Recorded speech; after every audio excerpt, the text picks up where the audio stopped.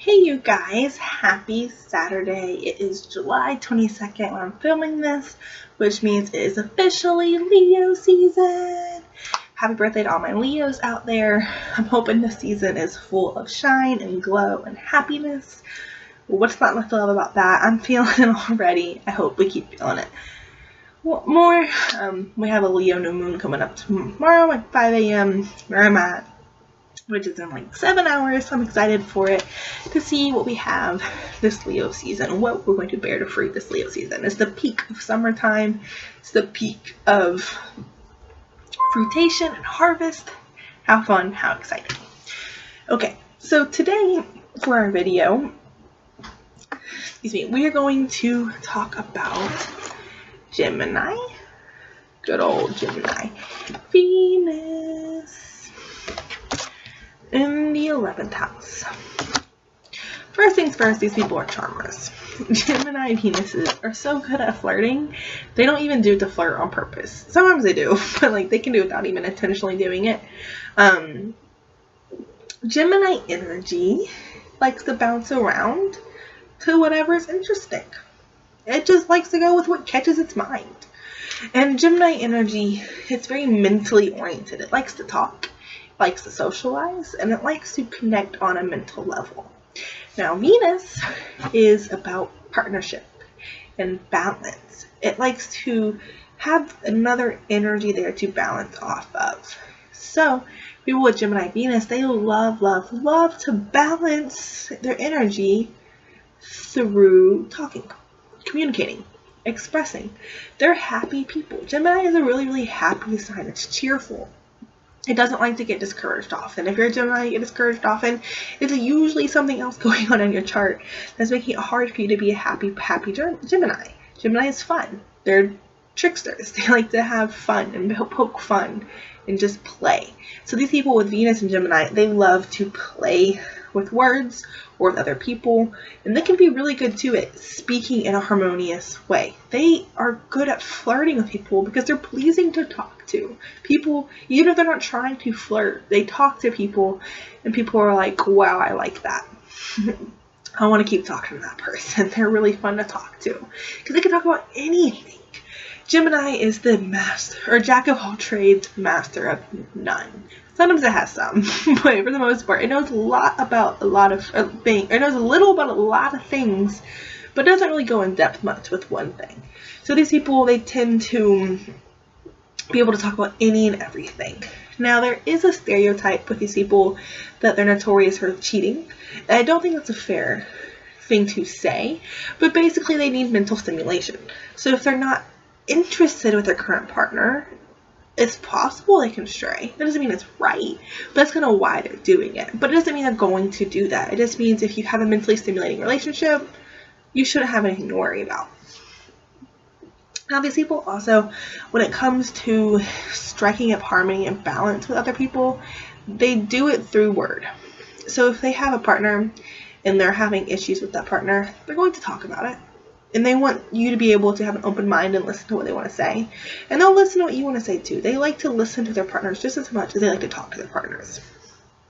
Now in the 11th house is of social groups, friends, and just society. So these people, they tend to talk a lot to a lot of different people. And they might have a lot of really random friends. People who kind of fit in a lot of different groups. But that's because they have a lot of different mental interests that can be fulfilled by a lot of different people, because they don't want to have just sports friends. If they're an athletic person, they also want to have hippie friends or hipster friends or preppy friends or ambitious friends, religious friends, whatever it is, philosophical friends. They want a variety so they can talk to everybody about different things. And these people too, it's going to be so important for them that their partner is someone who is their friend, someone they can enjoy conversation with, who enjoys spending time with them. And if they can't enjoy spending time with that person, they're not going to want to hang out with them. Now these people are going to also want to make the world a better place. They might have a lot of ideas for doing that. They might be invested in a lot of different issues as well. The 11th house is a lot about humanitarian issues. It looks at society and says, what does society need? You know, I've built what I wanted to build from the 10th house, but now what am I going to give back? How am I going to give back? So these people give back through their charm, their beauty, and their word. So they might be really, really good at bringing attention to issues. And that might be the way they get back. It's like, rather than donating physical time, they give attention to issues. Or maybe they go to a homeless shelter and talk to everybody there. Because a lot of times homeless people don't get conversation, and they know that. And they can talk to anybody, especially with the Aquarius or the 11th house, Venus and Gemini. Like, they don't care who they talk to. They hold no judgment in conversation. So it gives them the room to talk to anybody and everybody. And that can bring a lot of benefit, because a lot of people just want to be heard. And these people can kind of tap into that and hear them. And they can talk to people and relate to people and give that relatability to people who struggle to meet it sometimes. And that's a really, really good quality that these people would have. Like, yes, they might be notorious for cheating, which is such a lame way to look at them. But in reality, they're really, really good at making people feel special through word. And the people who often feel the least amount of specialness of themselves. So that's really, really important for these people. And they might even to connect with people really unexpectedly and really randomly. Especially lovers and partners, they might meet people really unexpectedly and might very well just leave the relationship just as quickly as well and unexpectedly, unless they feel really committed. Then they're willing to grow in that relationship a lot. The 11th house, it picks things up and it moves them forward.